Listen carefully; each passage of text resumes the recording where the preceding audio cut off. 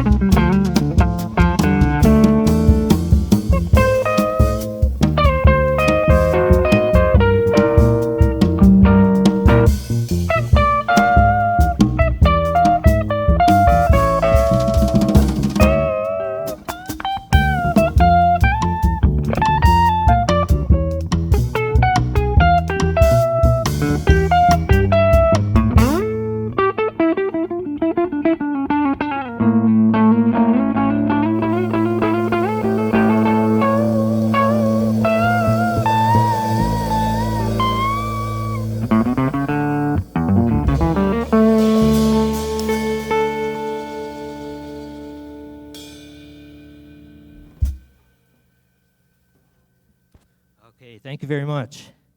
I'll let Bossa Dorado.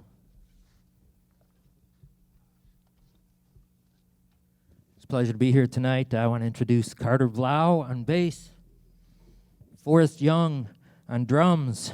My name's Chris, and I'm going to sit down and play this other guitar for you.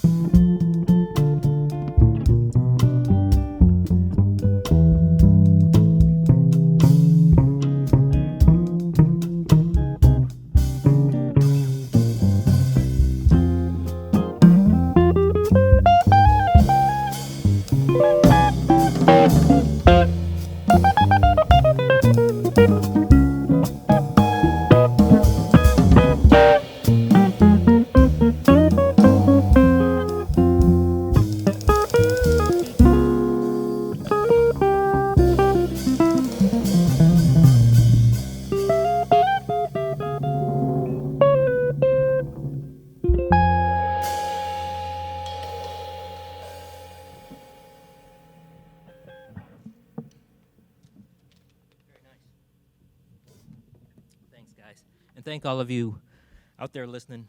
I know you're out there. We're starting to have fun here. Let's see. Next tune is Charlie Parker.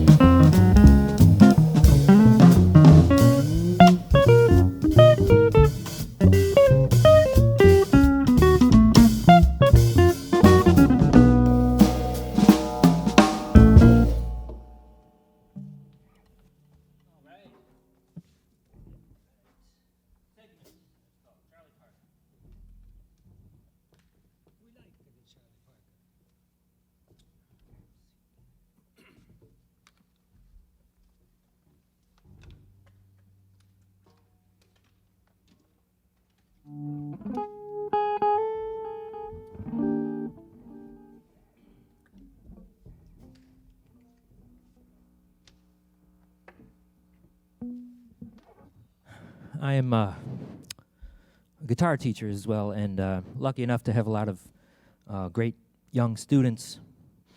There are two sisters that I teach who are wonderful students, and through them I've been learning songs from the Disney book. So here's one that I hadn't heard before, And this is for Ziva and Sophie.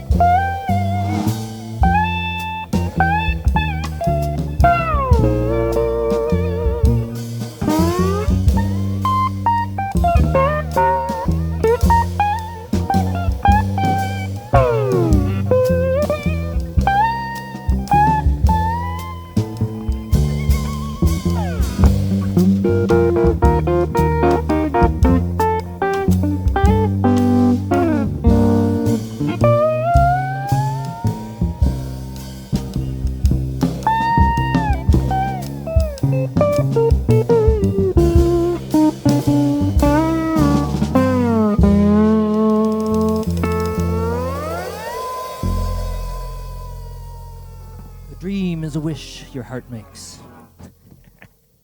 Thank you so very much. We know you're all out there listening. We appreciate you.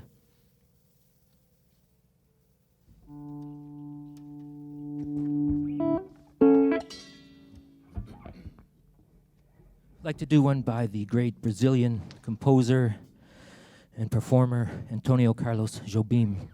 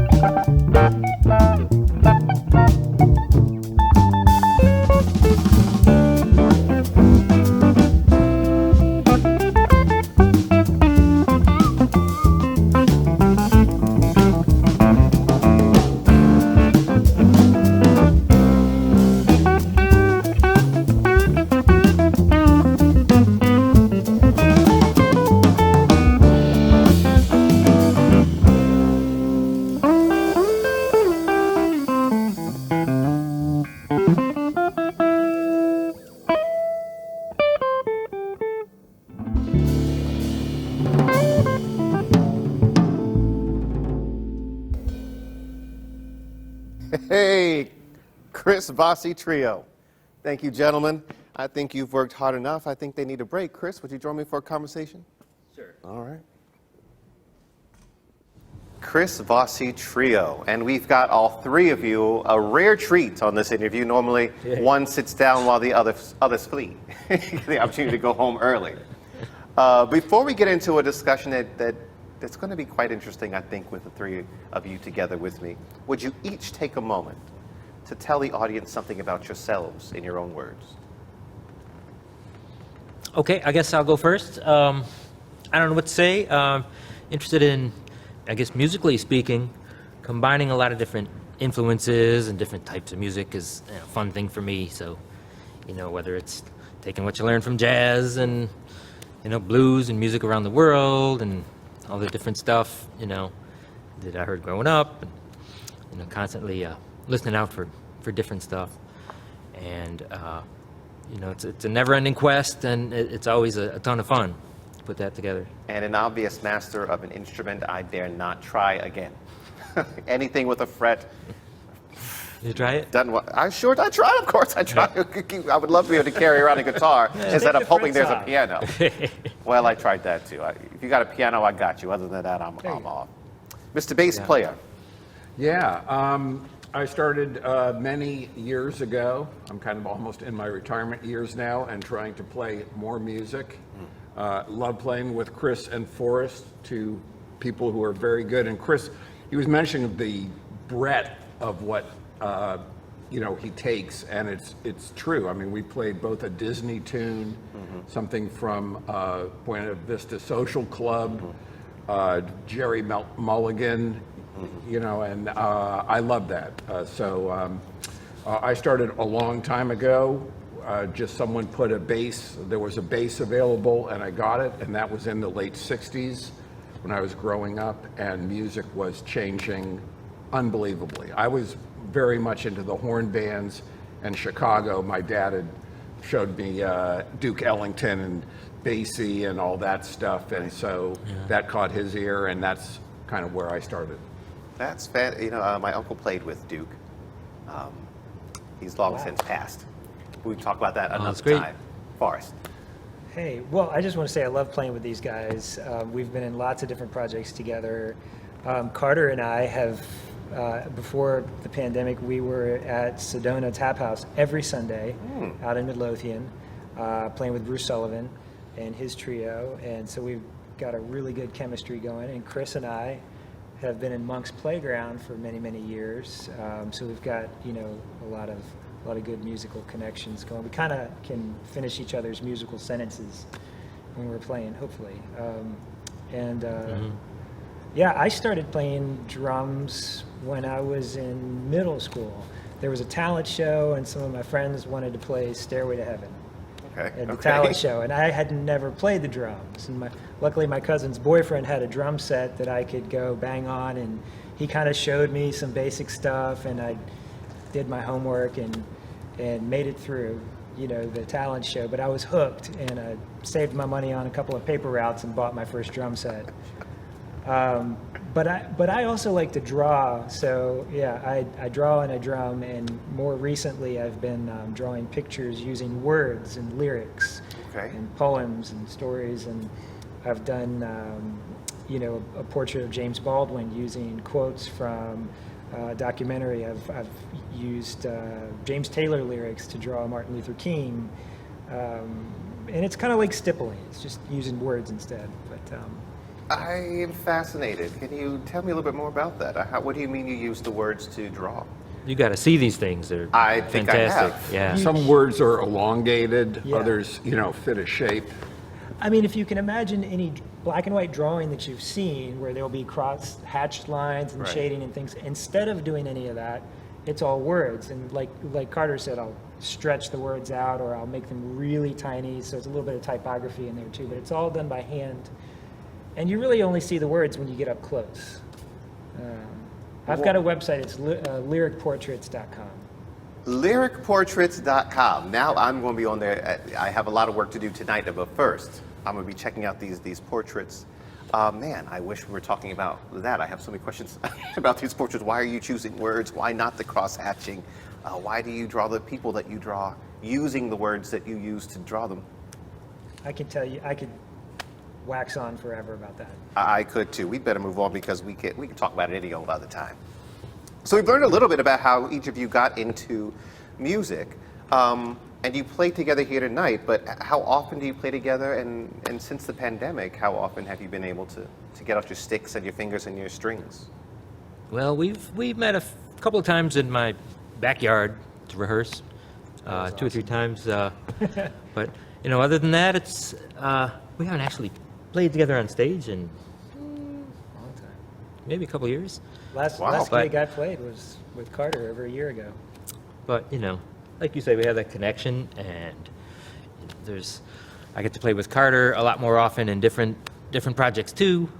So we're not strangers to each other at all. Well, I'm glad to be able to get you back to performing here tonight. As you were putting together your set list, the three of you play together regularly. I imagine Chris selected maybe many of the pieces tonight. Are those pieces that you're familiar with playing, or are you experimenting with new music as you're coming back together? Yeah, we're trying to pull in some new things, a couple tunes that we've played before, and a couple new ones too. Just always trying to keep it mixed up, and we play some 3-hour gigs sometimes. We do things that are, you have to have a lot of songs. And for tonight, to limit it down to 10 or 12, I think we did 10 songs. You get a chance to kind of mix it up a little bit, like I said. So. And as you're putting your set list together, is there a particular story you're trying to tell through the music? Well, in a way, there's a bit of a journey through different rhythms and key changes and stuff. I guess like most musicians might try to do, the pacing and all, but you never know. There's a lot of different ways it can work. There's always a ton of different ways it can work. Like I say, I'm not a keyboardist. I'm not really a bass player either, although I'm a little bit better at that. I say keyboardist. I am a keyboardist. I'm not a guitarist. Was a drummer at one time. I famously gave that up because you have to load drums in. Did you know that everywhere you go? Oh, man. First in, last out. Yeah, I still am, it turns out, but at least I don't have to carry any drums. Looking for a roadie. Well, you've looked in the wrong place. I know. My friend. Nobody wants that job. Oh, God, so somebody, but it's not me. Thelonious Monk is an interesting choice for me, and not hear anyone tickle any ivory. Right. Tell me about why you're so. I think Monk appears twice tonight. Why so much? One tune we played, but he's in all of what we play in a certain way. And you have the other band Monk where gets in your head. focus You know how on it is. yeah. The idea a couple years back, I was sifting through the Monk songbook. I've always, for a long time, loved listening to him, playing the tunes, playing them on guitar. Gave me certain ideas, and then I had the thought to try to put a band together, do a few interesting arrangements, and I think I knew I didn't want a keyboardist in that band, a pianist at all, just because, it'd be better without. If it's not going to be Monk, I wanted to do something a little different, so.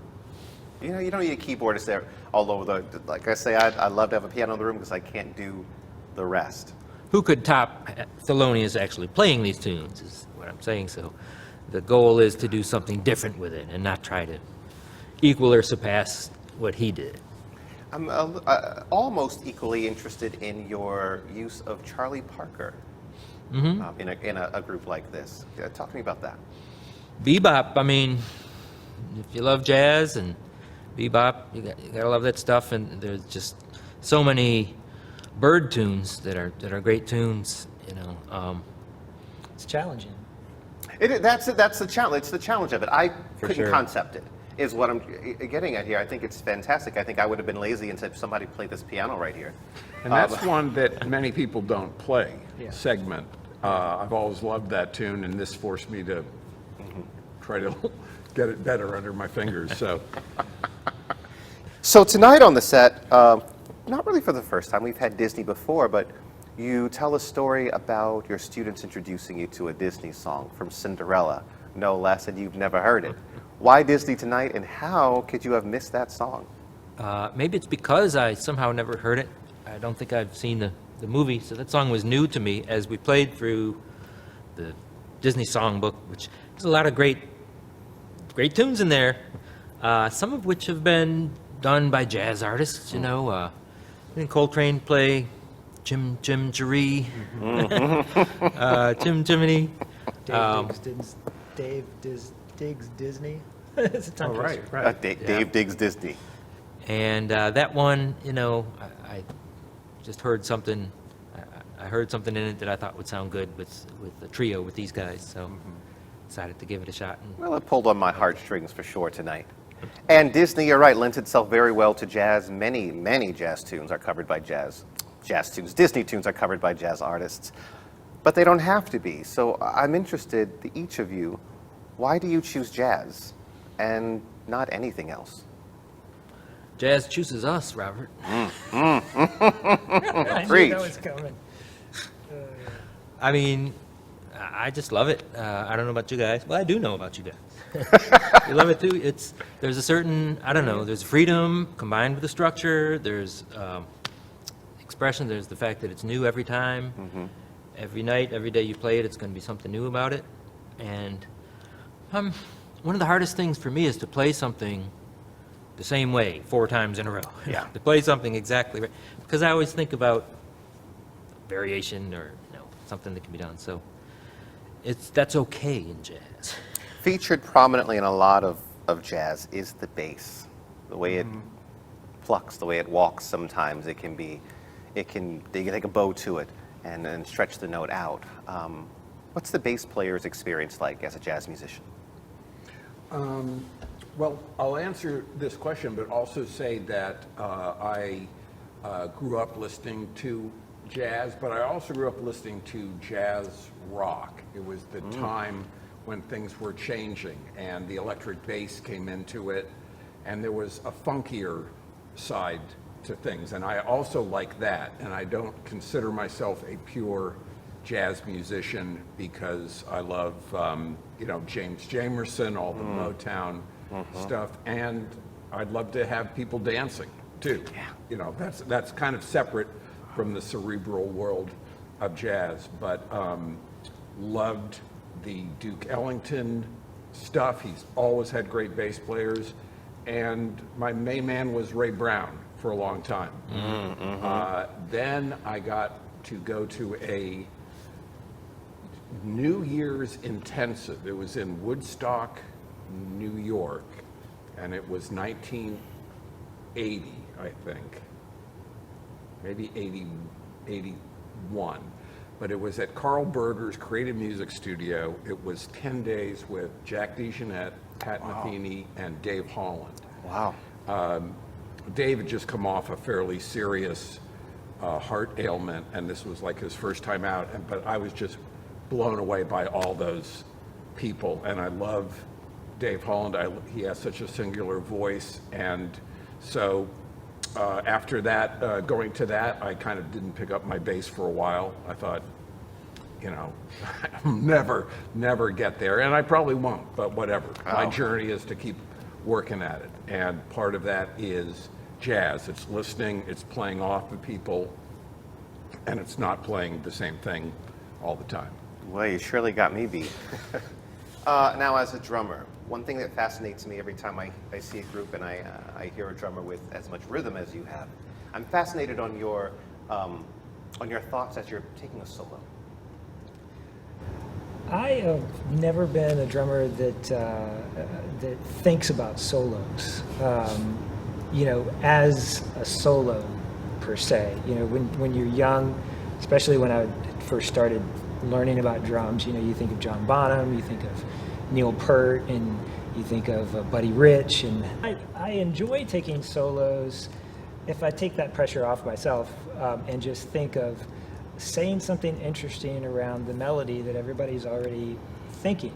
It's already been established. Everybody's kind of playing around with it, throwing it like a ball back and forth, and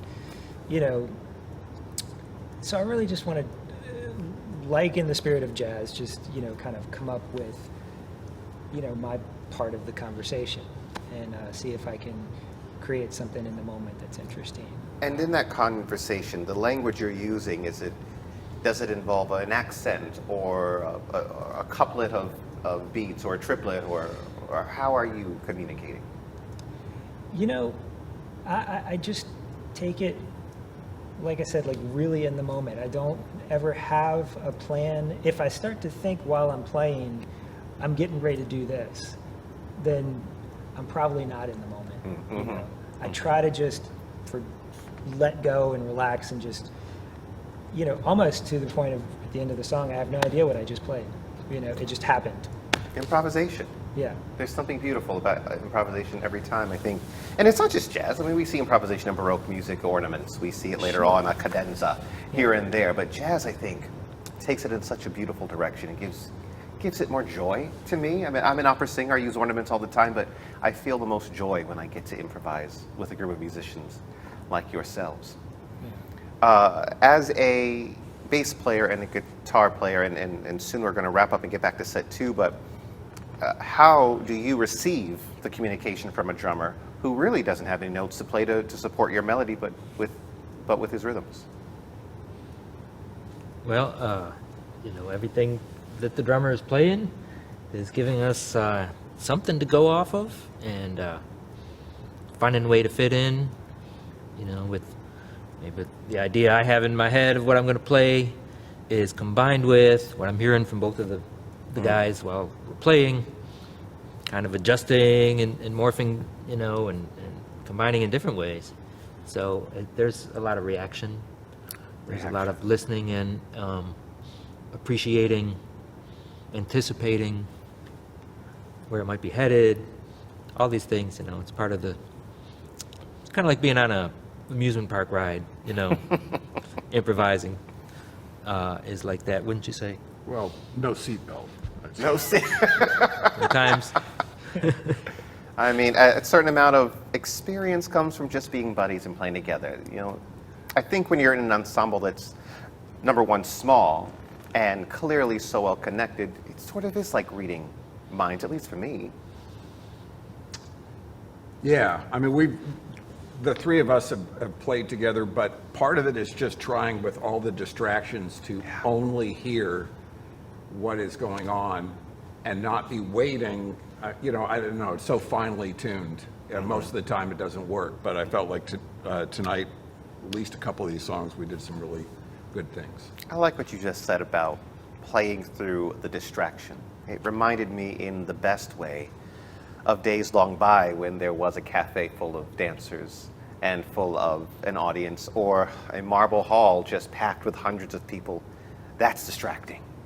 But you keep on going through the bramble, as one of my teachers used to say. And sometimes, maybe it's your experience too, sometimes that distraction hypes me up. Or the fact that there's no audience, in a way, is a distraction. Yeah. Just because it's so different. Don't know if they're liking it. I've sung a few times this program, and you are right. Boy, it's much more difficult than a room of screaming fans. It's nice to have that energy, a little feedback. Yeah. I mean, then you get the energy of the crowd, and then you have a whole other thing going on, which is great. You learn to play through a lot of distractions. We mentioned my students that I teach. I had one youngster who was getting ready to play his first talent show, first time playing in public. He'd been practicing his song for months and months, and he was doing okay with it, but I wanted to make sure. So in the last lesson before the performance, I said, go ahead and play, just play, and I'll try to distract you. So he didn't know it was coming, but I had little dog toys I was juggling. I threw something in his music stand. I kind of shook his book a little bit. Something's going to happen when you're there. They're going to get distracted. Can you play through it? That's brilliant. I was kind of jumping up and down and trying to, and just keep on playing. He's, of course, laughing his head off, and, he did okay. Why weren't you my teacher? Boy, that sounds like fun. That was fun. My goodness. I don't do that sounds every like a ball. lesson, but It takes a good an educator makes all the difference. A great educator, a good educator really makes all the difference. Sometimes people ask me, how'd I get here? And I just say I had the right teachers and I read the right books. But the rest of it could have been anyone else. Well, gentlemen, thank you for the chat. I look forward to being able to invite you back with a full house. You know, catch a couple That'll of be great. dances to your rhythms and your notes. Yeah. Yeah. Well, they've heard enough of me. Do you mind giving us set 2? Absolutely. Let's do it. Thank you all.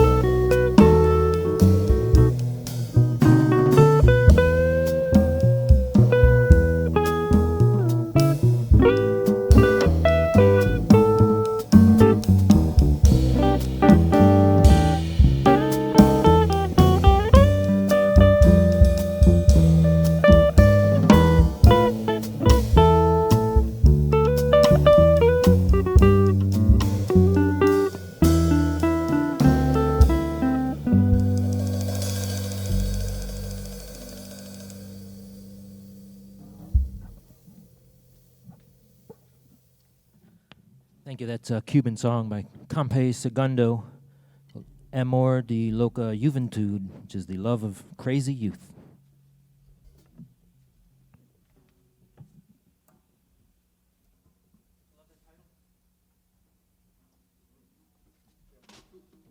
Crazy youth.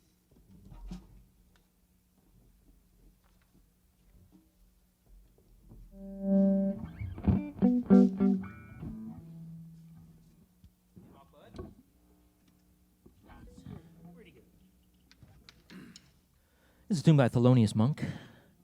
Forrest and I used to play a whole lot of Thelonious Monk together. Thelonious Monk, we called it Monk's Playground. We played here at VMFA more than once, right?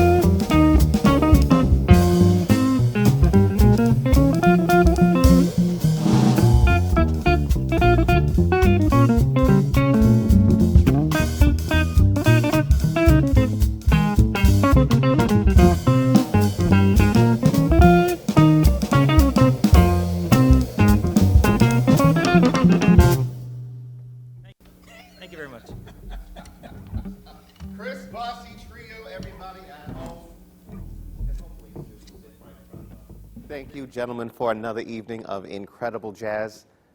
From Richmond, Virginia, we've got a lot of music going on, and these gentlemen behind us remind us of that. Thank you again. Thank you, BJ, with the Richmond Jazz Society. Thank you, Dominion Energy. Thank you, Remember Tommy Productions, and Chris up there in that booth. Thank you at home for loving with us. Thank you for listening to us. And thank you for learning from us. As always, every week, from the Virginia Museum of Fine Arts, almost forgot where we were, on the Leslie Cheek Theater stage in Richmond, Virginia. This has been our virtual Dominion Energy Jazz Cafe. I'm Robert Fennard. Good night.